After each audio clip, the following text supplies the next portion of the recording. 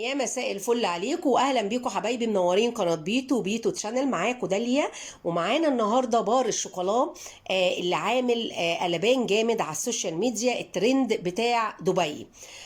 هقول لكم قصته ايه للي ما يعرفوش. النهارده انا مش هعمل الطريقه لان الطريقه اتعملت كتير جدا جدا اليومين دول. والموضوع مش فكره يعني. الموضوع سهل وبسيط، وهقول لكم برضو على تفاصيله اللي يحب يعمله. بس زي ما انتم شايفين كده الشكل اللي قدامكم، الالوان دي الوان غذائيه طبعا. في الوان اكتر من كده ممكن تشكلي باي شكل انت عاوزاه. الفكره بتاعه شوكولا دبي إيه هي؟ ان هي شوكولا بس محشيه بالكنافه وكريمه البيستاشيو. ايه هي كريمه البيستاشيو؟ اللي هي كريمه الفستق. انا حبيت اجربها في البيت واقول لكم رايي بصراحه في طعمها. وهل هي تستاهل الانقلاب والترند والسعر اللي نازل في دبي، مش في مصر طبعا، في دبي. ولكن انا قلت هجربها، ولو تمام هنزلها من ضمن منتجات البيع على جروب البيع بتاعي، وهو جروب بيتو للشوكولاته والحلويات بالعربي. هتلاقوه على الفيسبوك. وزي ما انتم شايفين انا حاشياها بعنايه كويس جدا، يعني اي مكعب هتلاقوه محشي.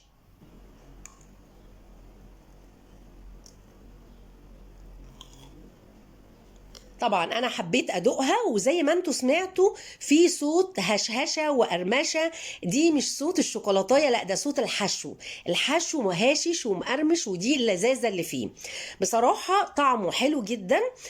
الحشوه عباره عن ايه؟ قلت عباره عن كنافه. الكنافه دي متحمصه بمعلقه سمنه او زبده على حسب الكميه اللي بتعمليها، لحد ما تتحمر وتاخد اللون الذهبي، وتتخلط بكريمه الفستق او كريمه البيستاشيو. طبعا طريقتها موجوده على اليوتيوب كتير جدا اللي عاوز يشوفها. وطبعا ممكن نغير كريمه البيستاشيو بكريمه النوتيلا او الكراميل، اي بقى افتكاسات ممكن نعملها. ولكن انا هنزلها على جروب البيع، اللي حابب يطلب منها تعالوا على جروب البيع، جروب بيتو للشوكولاته والحلويات بالعربي على الفيسبوك. وهتنزل بسعر مميز جدا جدا غير سعرها الاصلي في دبي، وهو 900 جنيه البار.